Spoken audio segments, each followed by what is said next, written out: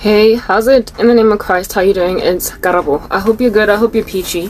I hope you're Stella, and I hope you're in a neat little bunch. If you're not, welcome to the party. Aren't we all just in a bad bunch? My hair, please look out for that. It is currently under lock and key because I'm doing a treatment on it. That's why I've got the wig on, so I'm in. Let's also put some caveats out there. Please look out for my captions. They're not always accurate.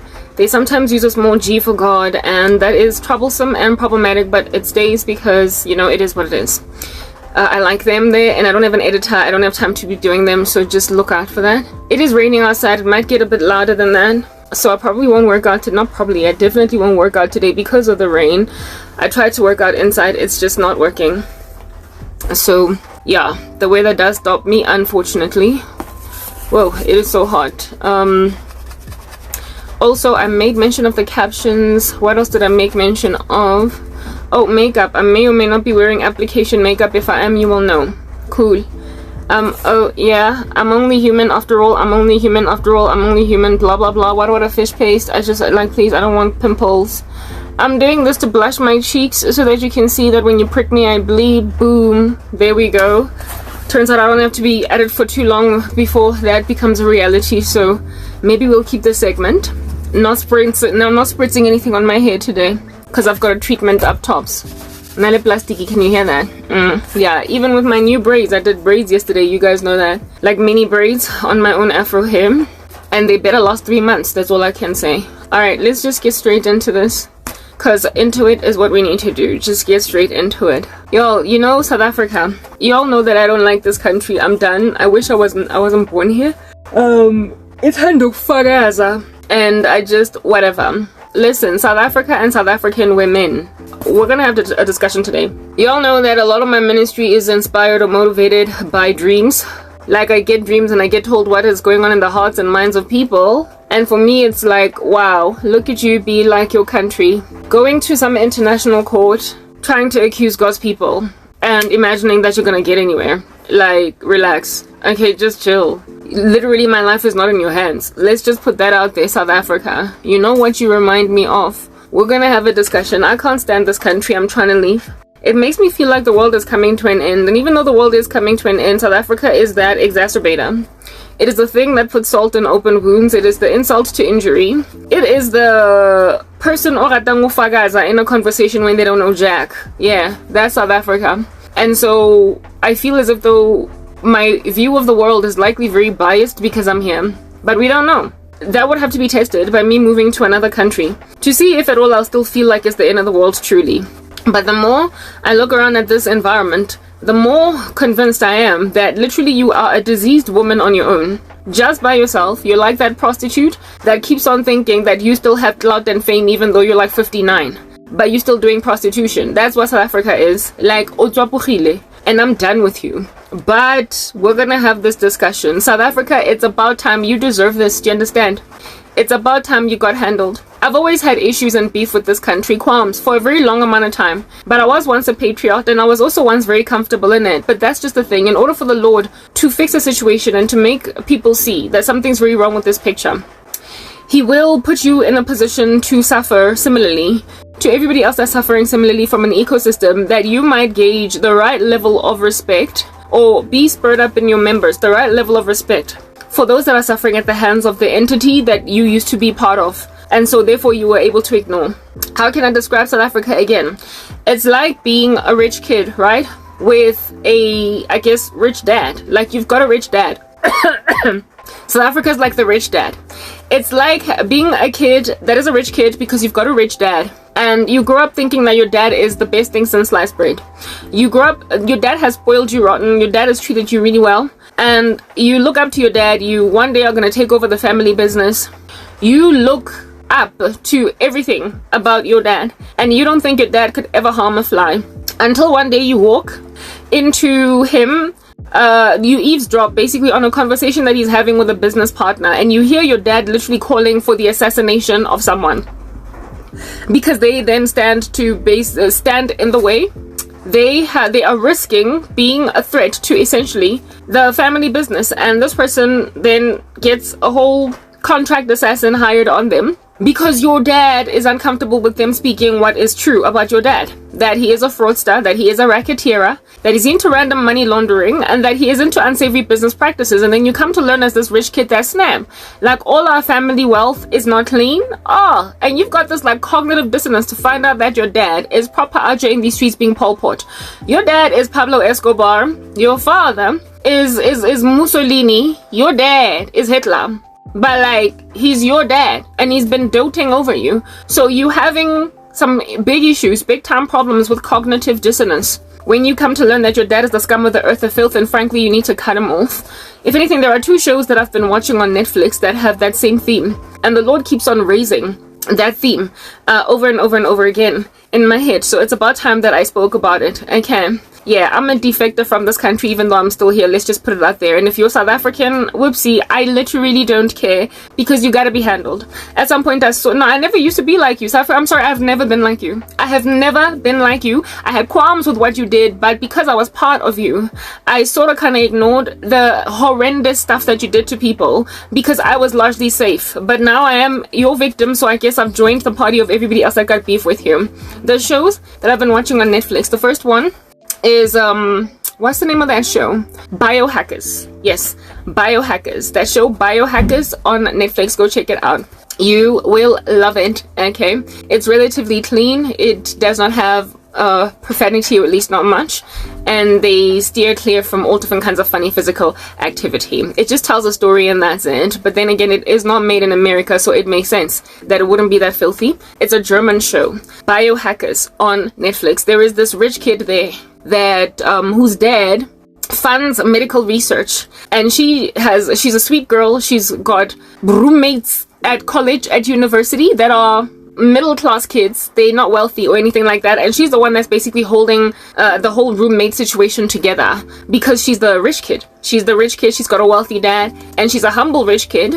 And this rich kid in season 2, towards the end of, I guess, Biohackers, it only has 2 seasons, she comes to learn that her father is not the innocent guy that she always thought he was, and she's got a little bit of a glitchy cognitive dissonancy mindset in the end, because she does not know where to stand, given that she's always just so loved her dad. Her brother is the first person that she goes and consults. She finds out that her dad is involved in financing some pretty unethical human experiments in order to aid the cause of the human race along or whatever. So basically her dad is like the scum of the earth, alright? And this little girl is like, what? Does dad do anything illegal? She goes to her brother in a bar. And she's like, brother, older brother, please tell me, is there anything kind of shoddy or underhanded about dad and dad's business? And the brother clearly knows. The brother clearly knows that the father is corrupt. The brother has already been through this. The brother learned first that this was what's going on, and the brother accepted it. The brother embraced it because the brother was in a lofty position. Do you understand what I'm saying? And was protected from the dad's indiscretion. And so he then just told himself, well, I guess I am lucky because I was born into the family that's destroying the whole planet. So therefore I'm immune. So the brother just went and ran with it. And when then it was the young sister's turn to find out that the family business is really quite diabolical, she goes to a bar first and asks the brother. And the brother is like, sister, you gotta make a choice. You gotta make a decision. Some things in this world you just gotta sweep under the rug. Some things in this world you just gotta take in your stride. And the sister sits there, learns, finds out the hard way that her dad is evil like no man's business, and that the family business is like literally run on the fumes of other people's carbon dioxide expulsions, that the business is kept together, the brick and the mortar structure of it are built on human bones. And when she learns this, she is with severe guilt, and she is with severe sorrow, and is caught in between a rock and a hard place, because snap, it's her family. So what does she end up doing? She betrays her friends in order to stick with family. But later on along the way, because she's not the diabolical beast that her dad is, she eventually botches the dad's project because she just cannot kill her friends, or she cannot just leave her friends to die. She cannot just leave her friends to suffer like that. But she's caught in a rock in a hard place, and a trapped environment is she in because she belongs to a wicked family that she never thought was wicked. Yeah, a lot of South Africans are like that chick, and I to a certain extent was like that chick, where it is that you come to learn that you belong to a dumb country, but you've got this like cognitive dissonance alongside, but it's my family, and you really want to be patriotic, you really want to hold on to it, you grew up loving it like no man's business, and it's just what you know, but at the same time it's not what your moral compass approves or agrees with. And if you're not careful, you're gonna end up holding a gun to your own friend's head because you belong to freaking South Africa. And that's what's happened to me. I am the daughter of a filthy father. I am the daughter of a genocidal freak. I am the daughter of some idiot out here in these streets that has no regard for human life. But I was born to this guy, and I had cognitive dissonance, but I have completely defected. Whereas lots of my countrymen haven't. I have completely defected. It's just a matter of time before I get out of this stupid place. But the only reason that I successfully defected out of South Africa, or at least in mind, it's only the body that's left to go. Only reason why I have successfully defected is because the stupid country, once I decided to stand up against all the rubbish it does, it then threw me out the way that it typically throws out everybody else. South Africa is violent towards people that either don't agree with it, or towards people that it feels are not worthy of being treated a particular way. So we're going to talk about that. The other show that in question has this kind of issue with the daughter is Mortal Engines. I just come from watching last night I watched Mortal Engines while I was finishing doing my hair on Netflix. And again, on Mortal Engines, there is a father-daughter pair where the dad absolutely is doting over the daughter, but he is a tyrant, he is an oppressor, he is a monarch, he is some kind of a sovereign that is running the show horribly on a particular steam engine, and this guy is evil like no man's business. And people, however, don't know that he's evil, because that's the thing about a monarch. Initially loved until they become so oppressive to so many people that then there becomes like a whole revolution and a riot against him that causes the uprooting of that particular structure. The dad is that monarch, but she didn't know that. The little girl didn't know that. She thought her daddy was this innocent little guy that out here is running the show. He's just a boss guy. Yeah, and everybody loves him. Everybody celebrates what he's doing, until she learned that her dad is trying to nuke other mortal engines belonging to other countries. If you've seen Mortal Engines, you know what I'm talking about, okay? It's like this dystopian world where everything runs on an engine. Okay, this dad wants to use old technology to bomb, other countries so he can just take them over coup, like an occupier. That's what this dad was trying to become, using old school technology like nukes that destroyed the world, bombs like bioweapons, what do they call that thing, quantum bombs and whatnot, that were made back in the human era of technology, the one that we're living in. The dad is out here reinventing the wheel, trying to bomb some cities all over the show in order to take them over. And the daughter discovers this and defects. She defects. Her dad ends up dying, and when he dies, she doesn't even bat an eyelid. She doesn't even crack a tear, nothing, because she is done. She ends up standing with the revolution and whatnot against her father because she's shocked out of her mind that her dad is that whack. Shocked out of her mind that her dad is that evil. It's that basic. South Africa is like that dad. Those of y'all who done grown up in this city, in this country, understand South Africa is that dad. I've already told you, the Lord showed me that this country is going to cease to be a nation. I believe that's going to be the status quo in the millennial reign of Jesus Christ. But in the run-up to, there is severity of judgment in this country. It's already a done deal. It's forgotten. It's done with. God is done with this country. Like, I'm telling you now, he is done. He is done. All that is needed to do, the only reason why there's still any grace applying to this country is for the remnant that is in this land. The remnant of South Africans that are essentially hurtful, but really they can't get out or whatever. He is basically staying his hand from fully and comprehensively judging this deadbeat country because of them, for their sake. And I just so happen to be among that handful of remnant. After we get out, however, sugarized much, that's what's going on. It's over for you. Like rotten, gangrenous country you. Mamelang. Okay? I understand that I used to be patriotic for this land before, but I'm going to help you understand what in the world under heaven was the status quo dwelling in my members, richly in my heart, even before I came to Christ, and even before I desperately sought to defect from this filthy whirlwind of destruction called South Africa. Ever since I was a little girl, I've made an observation of how South Africans treat other people, and it was so disturbing. It was really disgusting. I didn't like it. But then I just sat around saying, at least I am covered. Let us first have a discussion about South African. Let me see. What shall we talk about?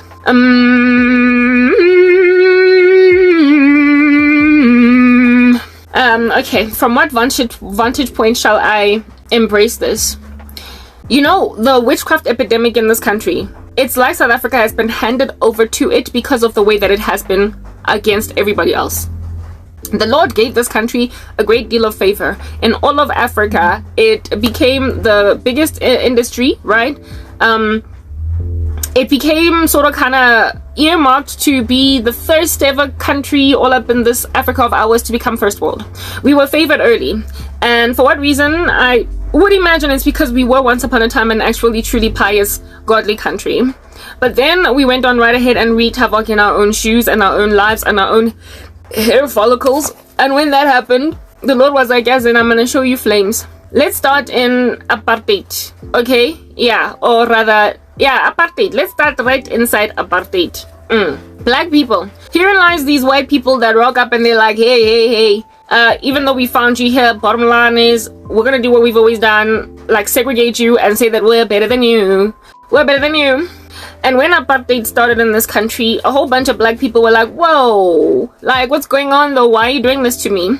And then a whole bunch of them made like Miriam Makeba and were like, I'm sorry. And so they went and they lived in America. They went and they lived in neighboring countries. And these neighboring countries were what? Nice. That's what's good. Yes. They were like, oh no, white people are trying to like make you live in apartheid? Not cool. Come, live with us. Yeah, they literally did that. It was not just the USA that did that, but let's just say that America took a whole bunch of South Africans during apartheid. Let's just say that. Yeah, let's put that out there. America took a whole bunch of South Africans and they sang their music there.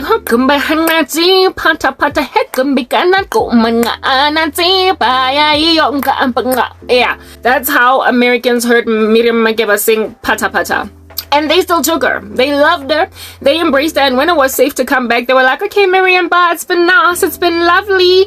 Visit us sometime. So there's your first ally. Let me just put that out there. America.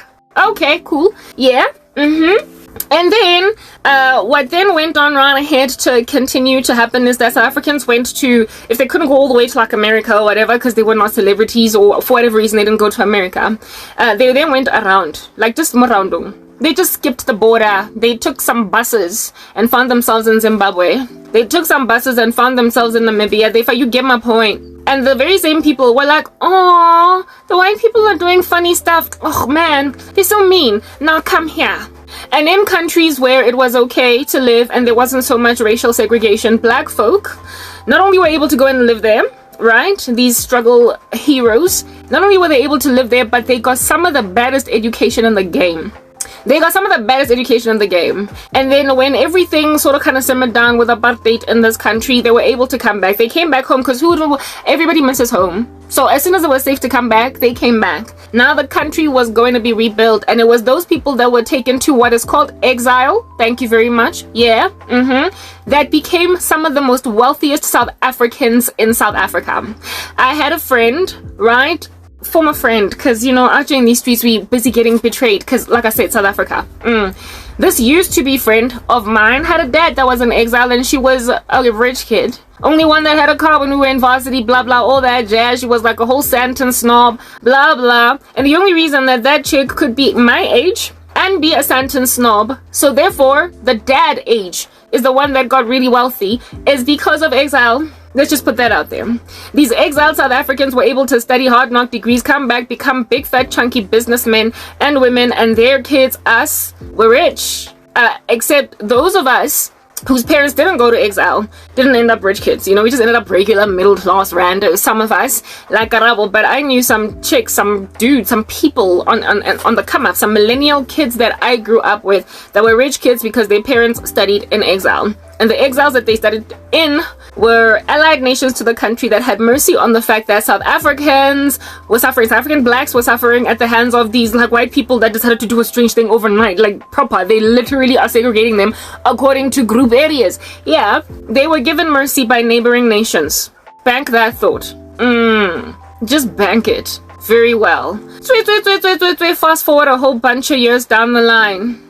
And now our neighboring countries, yeah, South Africa, that's actually happening. That's what's good. Now they need us. But look at you treat them like the scum of the earth. Hey, Now they need us. But look at you refusing to let them study in your institutions. Now they need us. Look at you coming up with some border laws because you think you are America dealing with Mexico. Look at you now treating the very people that are actually thriving your economies, because South African guys are arrogant and they don't want to work for chump change. And so the people who are trickling in little chump change into the economy of this country, the Ethiopians, the Zimbabweans, the Congolese, the Nigerians, yeah, South Africans treat them like the scum of the earth. Treat them like the scum of the earth. That's what's good. Yeah, when once upon a time we were able to lodge ever so comfortably with like hard knock education, enabling them to become rich when they came back in their countries. And do you know who done did that?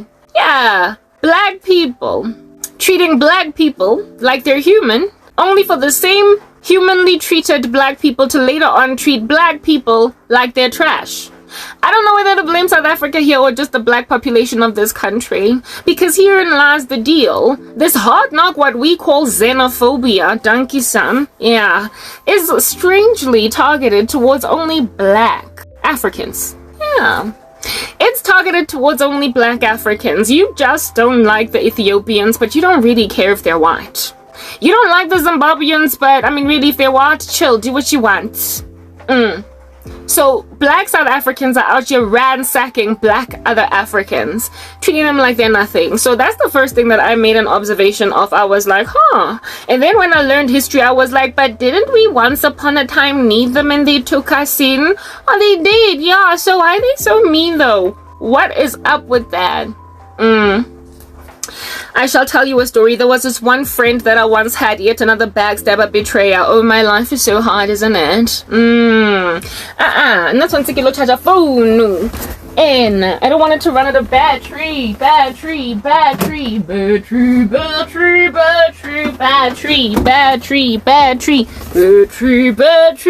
not battery like being beaten, you know. I had this friend. Thank God she's not one anymore. It's like good riddance, you know? And I'm not the one that done got rid of her. She got rid of herself because, like, really, anyway, this chick, ne? One time I remember I was sitting ko office ko desk ke shabanile laptop ke sa tsebore ke etseng ka screen sena seng confusing. I was working some project management job, very entry level. At the beginning of my career, what is this? Like a mining, what is this? It was like an IT company with a mining segment, and my hairs was steaming because I hated the job. I didn't understand much of what was going on, and I just needed to be somewhere where I'm appreciated. Okay, it's not that I wasn't appreciated there, but like, guys, I've always had problems with IT, and now when you mix it with mining, it's like, I never planned for this. But me, I wanted a better paying job, so I took it. Because my to be project manager, it didn't work, but it ultimately worked out. I finally I got the right project management job, but not within that funny little space track stuck way bridge out here trying to figure out how in the world. Nah, it was just so rough to do that job. Anyway, so I'm staring at this confusing diagram of some developer trying to understand what and then I get a call. Diddling, hello, girl. How you? Oh, but I'm glad anyway. So you good, yeah. She's like, ish, my friend, you know, I've got some problems. I remember it was at the beginning of the year. Could have been like maybe mid-January. Yes, my friend, oh, waitsy. I want to go to UNISA and I have registered there. I want to get my degree. And they want this deposit. And oh man, you know, I don't have it right now, the money, but I'm gonna have it at the end of the month. I was wondering if you borrow me 4,000. Yeah, she just like and she 4,000. Wonder if you borrow me 4,000 rand to go pay for the deposit. If I pay it back to you, is it okay? Maybe if I pay over 3 months, is it okay? And I'm like, hi, hey, no, it's cool. It's mid-January. So, like, it's a funny time for you to be asking me this money, Gail, because, you know, December boys just came and went. And it's yet to be payday. But I guess you know that I'm a contractor, so I guess I don't get paid at the same day as everybody. And you have memorized that. So well done for making that observation. I got the money at a different time. So yes, my bank account is very full. And it has that 4,000 sitting in it. You're my girl, anything for you. And plus, I love the one who get education. So really, do you go grab degree, girl? Say, get it, sister. Doing it for yourself, standing on your own 2 feet. Yes, understood, right? You can pay me over 3, even 6 months. You're my friend, anything for you. Oh, my girl, you're such a lovely friend. Thank you, Gildio. You know, what would I do without you? Praise God for you. I, my sister, it's alright, it's alright. Anyway, I've got this diagram that I'm looking at right now in the office. It's confusing me. Brain is steaming. Let me go off now to go understand this stupid diagram. But I'll see you later. You just send me banking details and then I'll transfer it. Within the next 24 hours, it'll be beep beep in your bank account. Oh, my friend, thank you. Such a darling. Okay, girl. Bye. Boop. I done loaned this chick 4,000 rands to go and register at UNISA. Wanting to start a degree. I was already in the middle of a degree. I was gonna, in and of myself, take out some money out of my bank account to go and register at WITS later that same year. That same month or beginning of February or whatever. And this chick was planning on paying me 2,000, 1,000 over a set period of time. And she did pay me back. I'm not gonna take that away from her. She did pay me back. Maragimokadimile 4,000 rands at some point. And then the Karabo was the one that arrived at the time of need. And Karabo calls the same chick maybe like a year later. I call her and I'm like, Chiki, I can't remember why it is that I needed her to loan me something like 2,000 rands and I was gonna give it back to her at the end of the month. I was not gonna pay her over 10 years. Yeah, anyway, whatever. I'm like, chick, could you loan me 2 grand? Like, I will pay you back by a certain time. And she had attitude. She gave me so much attitude on the phone. On some, now I'm bothering her, huh? Ay, girl, I don't know if I've got it. Like, what do you need it for? And I'm like, Lamuntu, can you have such amnesia? I ended up saying, no, it's okay. It's alright. You know what I ended up doing? I asked the money from my mom. My mom was like, yo, I ain't got that right now. And I took a personal loan out. I didn't want to take a personal loan because I was sick and tired of just taking debt. And I knew that sometimes I lacked discipline when it came to paying off loans. Because I knew that they were going to make me pay only 200 rands over like 24 months or whatever. And I would just take that in my stride and just sit with this loan for like 24 months.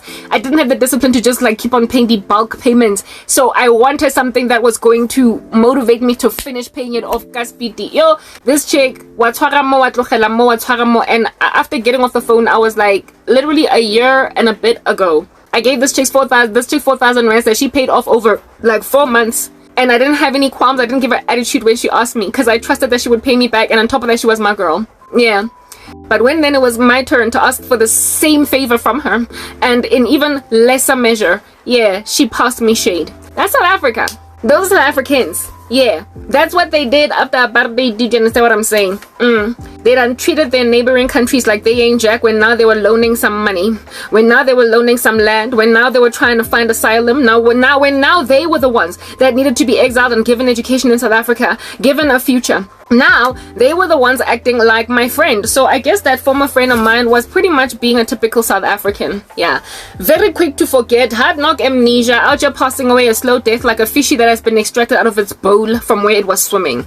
That is South Africa for you. A lack of gratitude. That is the first thing. First and foremost, it has no respect for its former allies that kept it in a bunch at some point. The enmity that South Africa now feels very incredibly against America, against Israel, against just about like all of its surrounding countries, its neighboring nations. The enmity that it is at now in favor of. We understand South Africa has a history with Russia, but like, what in the world are you doing with everybody else that you are aligned with over there in BRICS? What are you doing? What are you doing?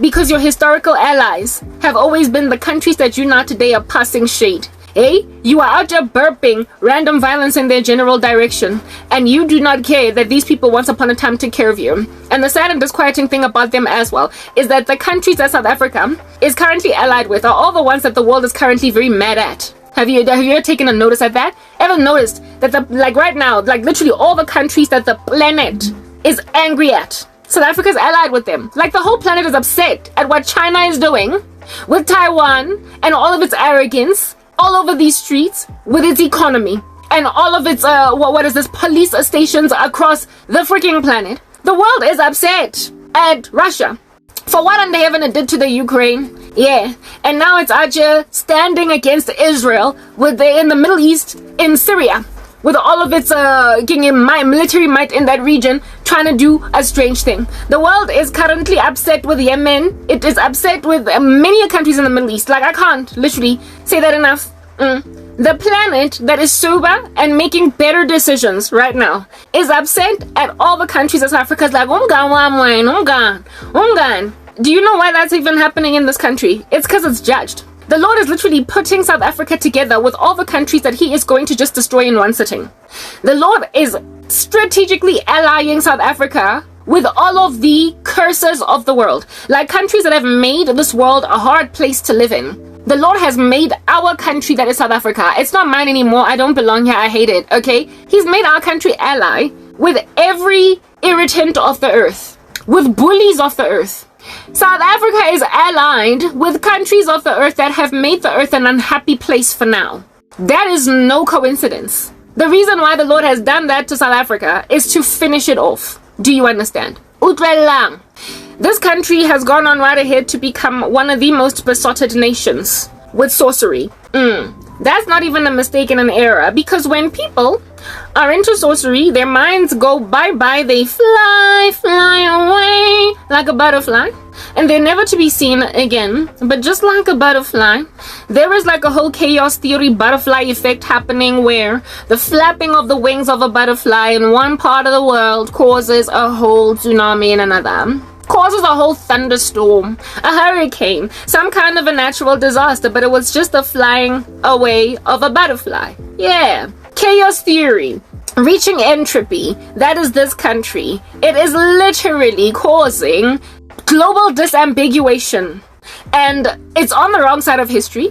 And given all that, it will then be destroyed when the Lord is restoring peace to the planet. When the Lord is destroying peace to the earth, let there be peace on earth and let it begin with me. Yeah, can't really do that from this deadbeat land. The country has been confounded. It's been made to lose its speech. It's been made to be discombobulated, not understand its next sentence from the one prior to it.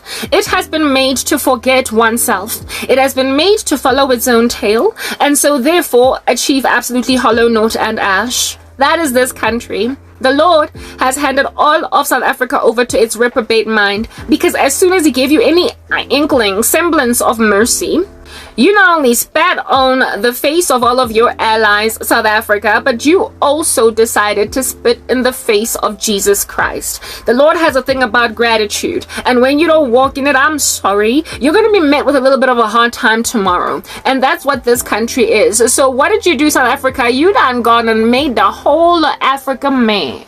You done made these Africans out here crazy mad, to a point where they out here disregarding you as African at all, cause you that snob of the earth. How you gonna be woke in Africa, only country in Africa, all up in that nasty woke nastiness, and still call yourself African? So what are you? Are you white or are you black? Are you African or are you American? Oh, but you are now currently what is this, at enmity with America, so you can't be American. Are you European? Oh, well, last time I checked, you are standing with all the enemies of Europe, so no, that's not really gonna work out, South Africa. What are you, Iranian? Are you Muslim? I need to understand what you are, South Africa. No, but you can't really be that. Why? Because you're woke.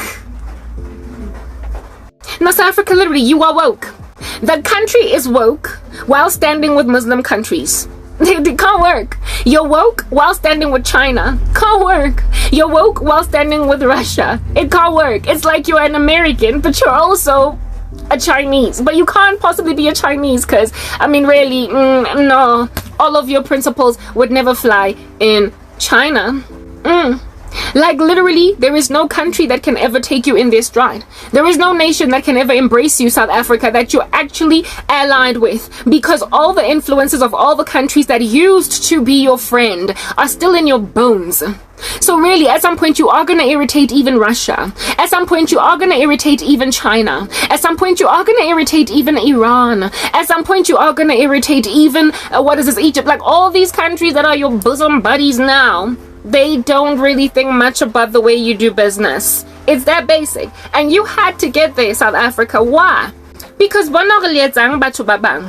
look at you, African, trying to act like you're European. Look at you, African, trying to act like you're American. Look at you, African, trying to act like you're Australian. Look at you, African, trying to act like you're Canadian. But also look at you, African, trying to act like you're Iranian. Look at you, African, trying to act like you're Syrian. Look at you, African, trying to act like you're you are Chinese. Look at you, African, trying to act like you're Turkish. Like, Papa, it's not going to work. You cannot be such a shifting shadow.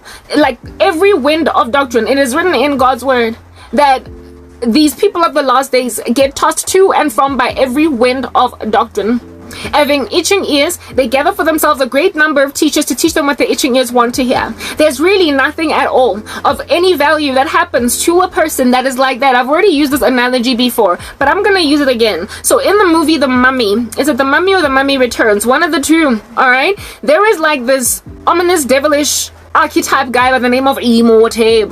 And Imhotep rises from the dead because of them opening some funny little seal thing, these 5 or 7 guys or whatever, and they each get slowly eaten away by Imhotep in order for Imhotep to get his like life force back in him, because he wants to raise Hanaksina back from the dead or whatever. Yeah, it's like a whole thing. Go watch The Mummy to understand what I'm talking about. But there is this character, right, that is in The Mummy, that is confronted by Imhotep, who is a very scary, devilish guy. He's very scary, and at this point he is yet to wear his full like outfit as like a reincarnated human being. So he's still kind of looking like a ghost, a zombie, in the grave, a flesh-eaten man. He's ghastly looking, and so because he's ghastly looking, he's of course scary, and he's been killing some people, and this like wimpy little dude saw him killing some people, and then Imhotep comes to him and is like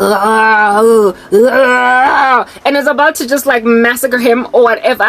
And then as he is busy confronting this guy, Imhotep that is, he like whips out a Christian cross and is out here praying in the name of Jesus with his hand shaking. Okay, the Christian prayer doesn't work. He then puts away the Christian cross and then takes out the crescent moon of Islam and starts praying in the name of Allah, and that does nothing. Throw that away. Takes out a Buddhist like monk or whatever, the statue of Buddha, and is out here praying like a Buddhist prayer.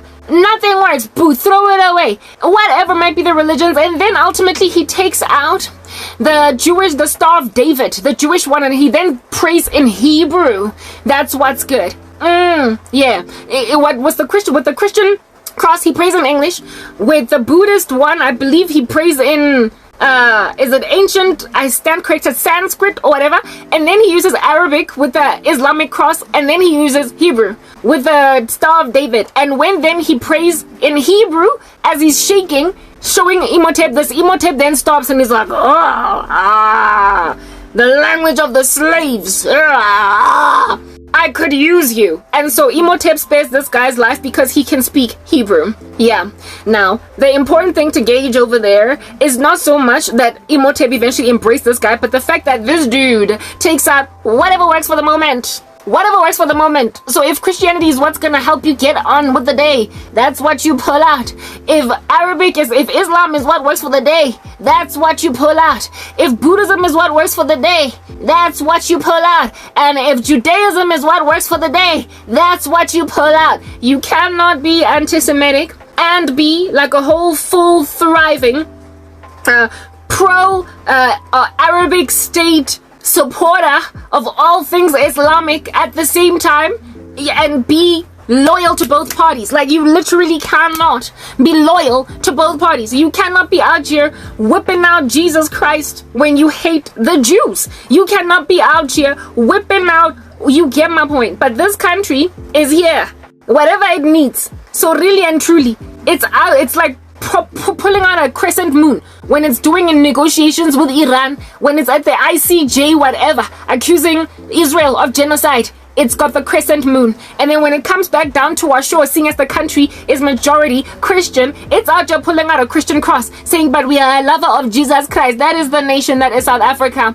tossed to and from by every wind of doctrine. And when you're like that, just like that guy from the Mummy, your death is going to be a horrible one. You're going to die trying to steal some treasure, and you are not going to find your way out of condemnation, out of an abrupt cessation of existence of your country, you being a crime state and everything. This nation is judged, and when you are disloyal and you don't hold to anything, if you don't stand and hold fast to anything, you will fall for absolutely everything. And when you fall for everything, people across different countries are not going to trust you because of your displayed historical inability to be loyal to anybody consistently for any given amount of time.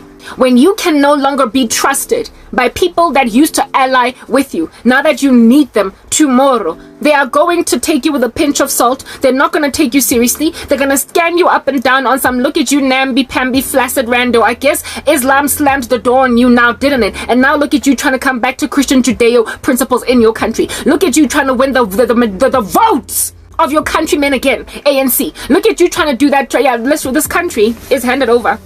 It is handed over to its reprobate mind in the worst way. So it is no wonder it is also pulling out amatambo in front of Imhotep, Wesawe Satani, amatambo, amasangoma, ancestral worship. It's pulling that out too. Whenever these sangomas want their rights acknowledged in the parliament, wonke umuntu la emgaqweni worships whatever they want to worship in a country that's flaccid, fluffy, and namby-pamby, to a point where at the harbors and ports of this country and airports, kugcwele abantu abakhathetse with this land, exhausted, and they just want to leave permanently. Skills exodus out here, diaspora in South Africa, all of us trying to scatter everywhere else across the world because lenjale of a country busy met the crescent moon at present. Yeah, Islam. Presently, it's very crescent moon. Yeah, Islam. It does not care about the Jews. It does not care. Yeah, everybody of its allies. South Africa's out here with shaky fingers, disregarding for the moment, because that's what works out for it for now.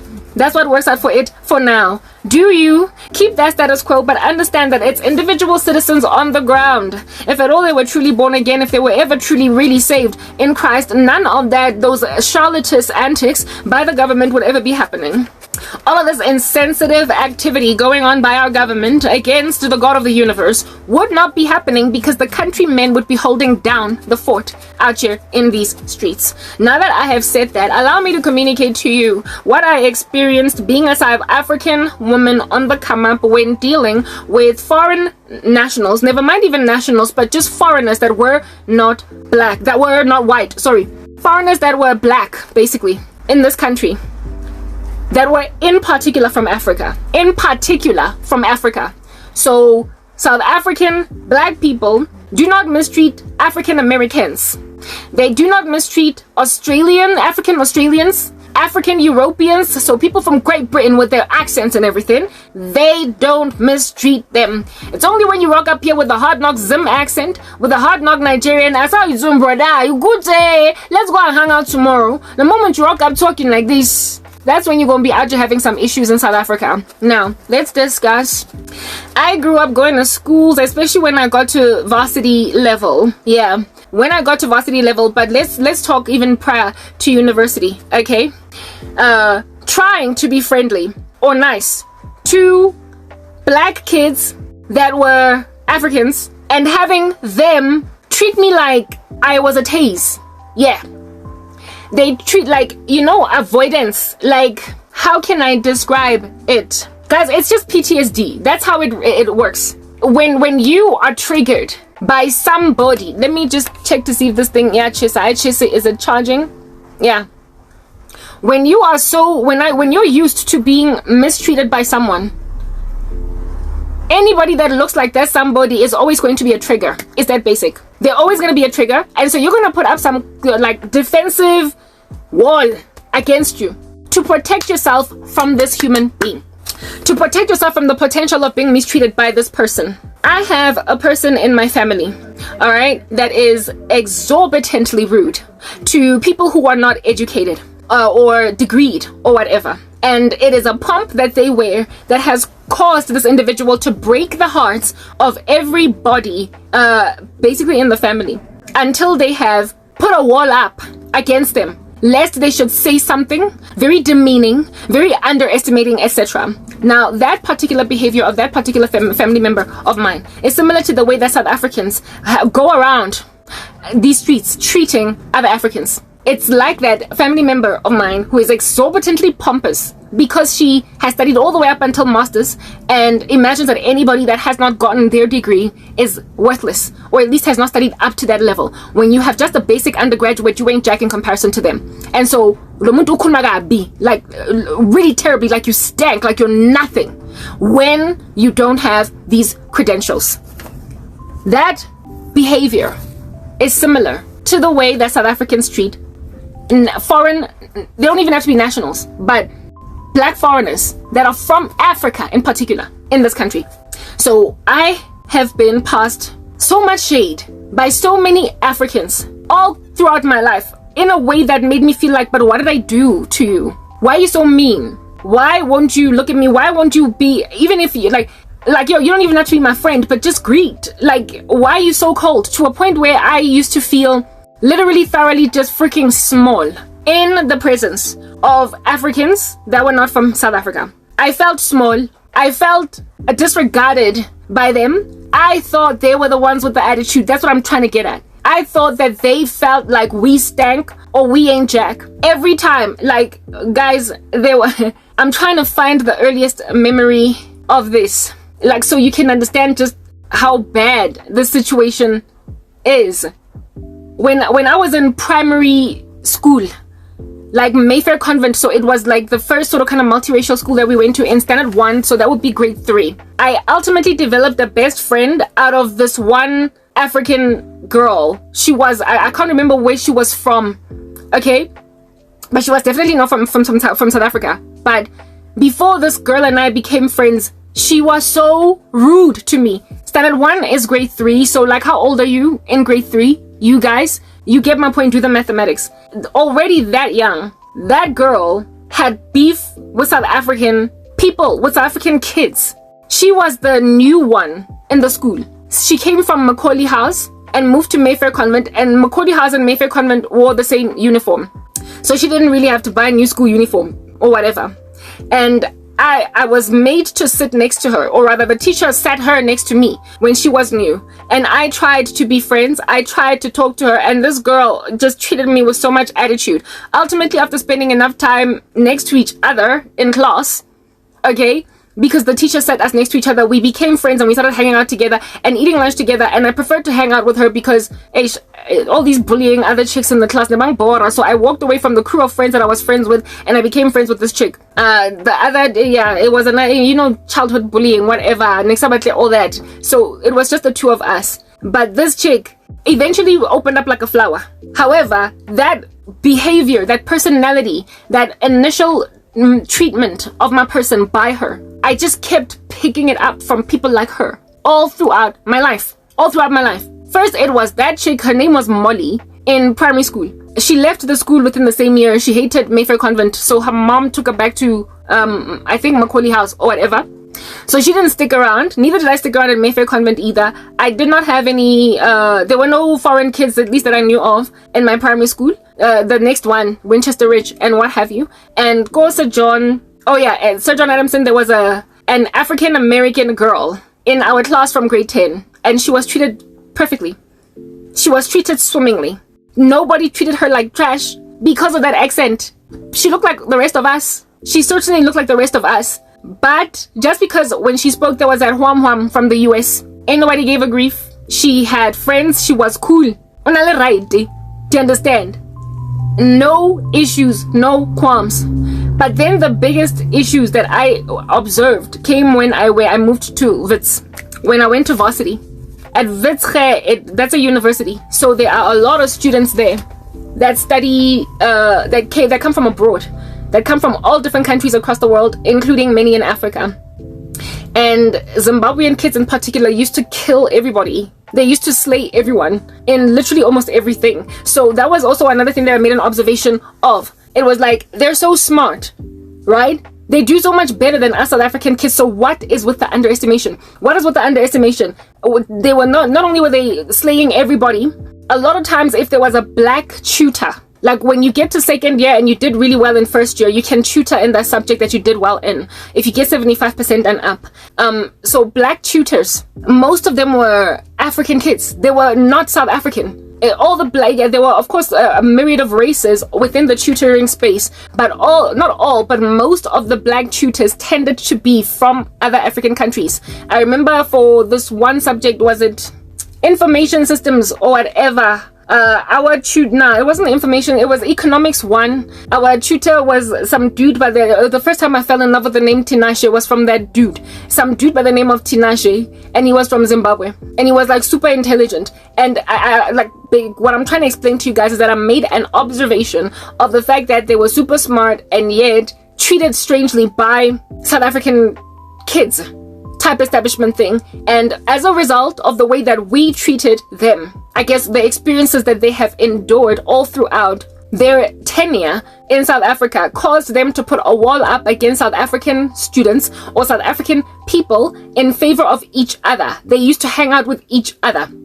And so I struggled to make friends with non-South African students at Wits. I literally, out of my entire time at Wits, only made one friend out of an African kid, and he was from Congo, right? And in the beginning, he passed me that shade.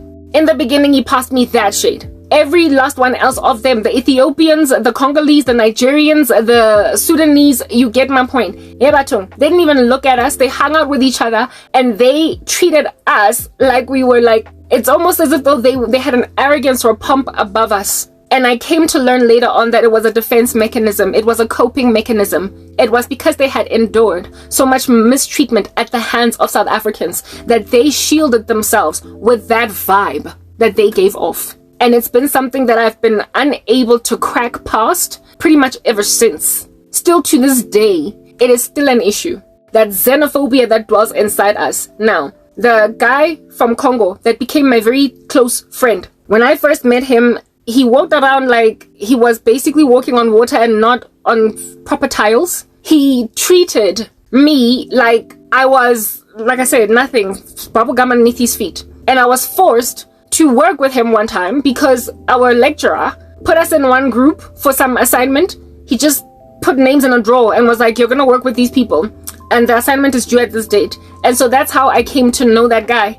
Otherwise, we never would have been friends. We never would have been friends because he always just used to fit our first up. He was so mean. He was so funny, ill-spirited. And once I became friends with him, never once did he ever give that vibe off. Not once did he ever give that vibe off. So in other words, it wasn't part of his personality. It was a coping mechanism. It was the way that he dealt with mistreatment by South Africans. And he was obviously not South African. He had a look. He had the Congolese look. That's what's good. This guy coped by shunning us first before we could shun him. But the only way that you were able to be friends with him as a South African was to display that you were not like, I guess, the rest. And so once I worked with him, he opened up and let go of that vibe. Then it was cool. He let go of the vibe, then it was cool. That, for me, is problematic, you guys. That is the problem. That's the issue. The fact that foreign Africans in this country feel as if though they have to treat us like we're the scum of the earth in order to survive our treatment of them being the scum of the earth tells me that South Africa thinks it defecates ice cream. It thinks it's the best thing since sliced bread. It thinks it's arrived. It thinks that it is better than the rest of Africa. And, okay, you know what, we're gonna have a conversation. When I was living in one of the complexes that I've lived in out here in these streets, there were these two, they look like they could have obviously been models, right? And they were made to likely share the apartment by their agency, right? I don't know from where they were, but they were definitely not from around these streets. I could tell with their language. And when I walked into the clubhouse and saw these two ladies, I immediately wanted to greet them. They were so glorious. Tapa, you know when you like chicks so much that you just like, oh, but foster friendship. Anyway, yeah, I wanted to greet these chicks. And as soon as I walked in, they just looked away, almost like rolling their eyes. Like, you know, yeah, that kind of... And I was like, what in the world did I do? I just walked in, I wanted to greet, and they just were like, basically on some, one of those, oh, they're here, one of these, like, they treat us like we're nothing. They think we're ugly. They think we're hebato. Not for me. That was, when that happened, co-complexing, where I was staying, that, by that stage, I was already starting to get kind of upset with South Africa. I was already suffering. I was going through a lot. I was living by myself, struggling to get a job again. And I was like, South Africa is the reason why when I walked into the clubhouse and saw those chicks playing pool, and I tried to greet them, they basically practically almost went all the way to the point of rolling their eyes when I walked in. Because they could see I was a South African woman, and they imagined I'm one of those that thinks they ain't jack, so please don't even look at her. Don't even look at her. They don't treat each other like that. But they treat us, South African chicks, like that. Why under heaven would they treat us that way? It's because, like I said, we think we're the baddest in the game. When I was on the come up, the conversations that we would have among friends and co were always very vitriolic against foreigners, especially Nigerians in this country. My cousin and I grew up calling Nigerians bo antagonize. We call them bo antagonize because of their accent. Yeah, there was some guy back in the day that was having an argument with somebody, and then he was like, don't antagonize me, and the way he said it was like, don't antagonize me, and my cousin made it a whole joke. The accent that came out, she made it a whole joke, and so we, from that date forward, started to call Nigerians bo antagonize. And whenever you said ke antagonize, whenever we said ke antagonize, we always knew that they were speaking about either a Nigerian or a non-South African black man that is from Africa. Hey, Karabo, there's this guy that likes you, or he, you know, that guy is whatever, is staring at you. Hi, Mara, Oscar Mufa, attention, ke antagonize, ke antagonize, ke antagonize. And as soon as they would say ke antagonize, it was almost as if though it was expected of us to not even give them a chance, to not even listen to them when they speak. So, I mean, when somebody rocks up with an African accent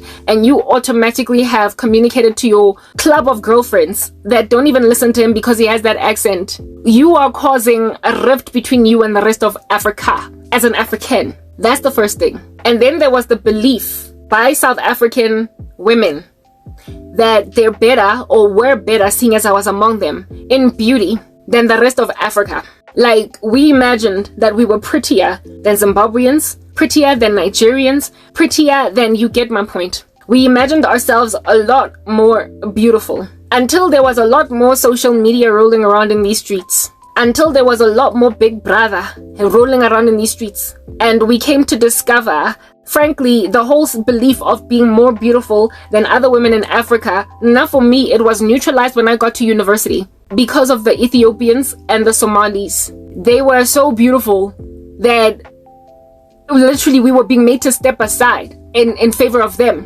in the sight of men. And you therefore get humbled when you recognize, Uguti, where did I get this mindset from that I'm the more beautiful one? Where did I get this mindset from that I'm the smarter one when the Zims were killing us in practically every subject at school?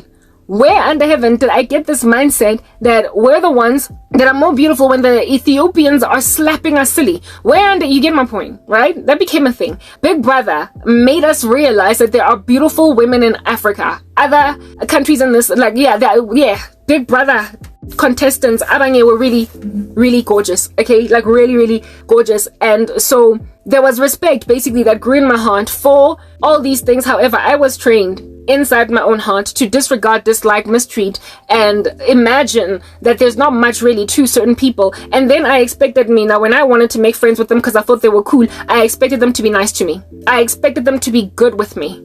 Yeah.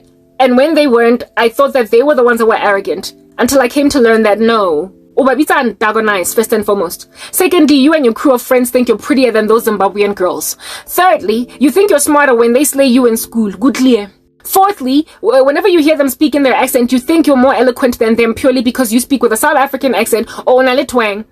When, if at all they wrote what they are saying on an essay, they pass better than you in school, evidencing that they're more eloquent just with an accent.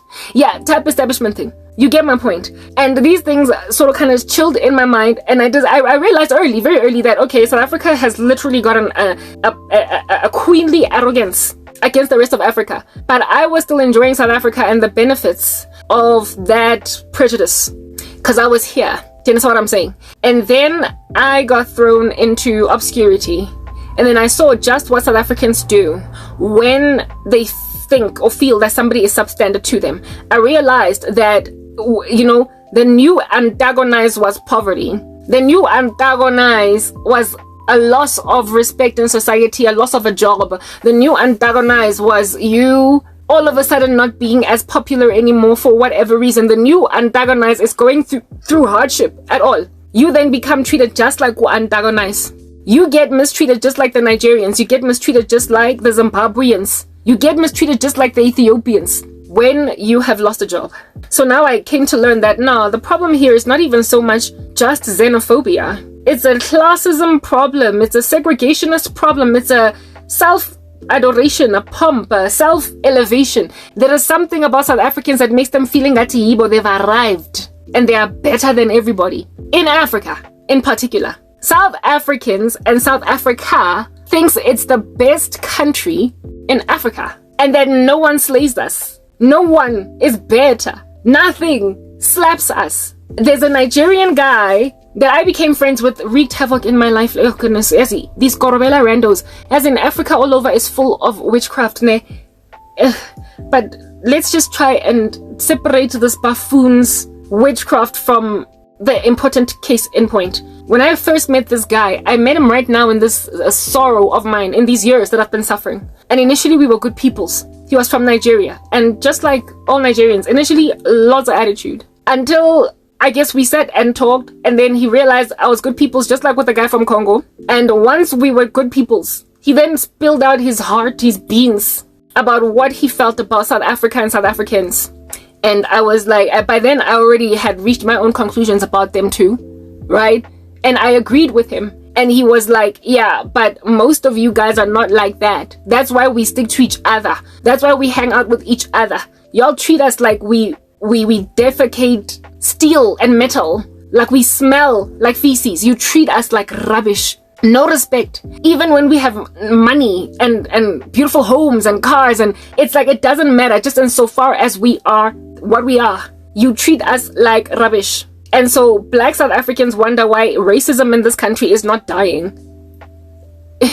You reap what you sow. You endure mistreatment at the hands of racist people precisely because you have not repented from xenophobia. It's the same thing, just in a different ecosystem or in a different landscape. Xenophobia, they're all forms of discrimination. And the way that you feel being mistreated by white folk in this country is the same way that you treat Zimbabweans. It's the same way you get my point. And on top of that, the way that you treat the poor. Oh my goodness, the poor. Like for me, the thing that made me a Nigerian, or the thing that made me a Congolese or a Sudanese, was my poverty. That is what put me in the same position as them. And so now I expect nothing but rubbish treatment from South Africans and the way that South African black women are. These women are mean. Guys, I'm not even gonna sugarcoat this. South African black women are mean. They are full of attitude. They don't greet. They are very competitive. They're always spawning. Their competitiveness makes it impossible for them to truly love each other. And even when you get to know them and are friends with them, they still give you attitude. It's like you never stop auditioning to be their friend. You never stop. And the betrayal is astronomical. It's out of this world. They stab each other in the back very easily. And tomorrow they will stand with this girl in order to get at that girl. And then the next day, this girl will stand with this girl to stand against that girl. And so they keep betraying each other like it's a cesspool of betrayal inside one circle, coupled with the fact that they're mean. So how they even make friends with each other is really very confusing to me, because you gotta be open to be kind with somebody to make friends in the first place. So I've always had a really hard time with women at all. The reason why I was drawn and attracted to the prospect of being friends with foreign women was because I was just failing so abysmally with South African women. I was having a hard time with South African women, and so I imagined maybe if I went and grabbed myself a Congolese friend, maybe that'll be a friendship that lasts. But they were giving me attitude. They were posing me shade because they were expecting me to be a typical South African woman. So I was just left in this icy cold environment. And then the worst thing in my life happened, and I experienced South African indiscretion firsthand. I then experienced South African indiscretion firsthand because now I became one of the category of people that they treat like they ain't jack. Let's move to the next part.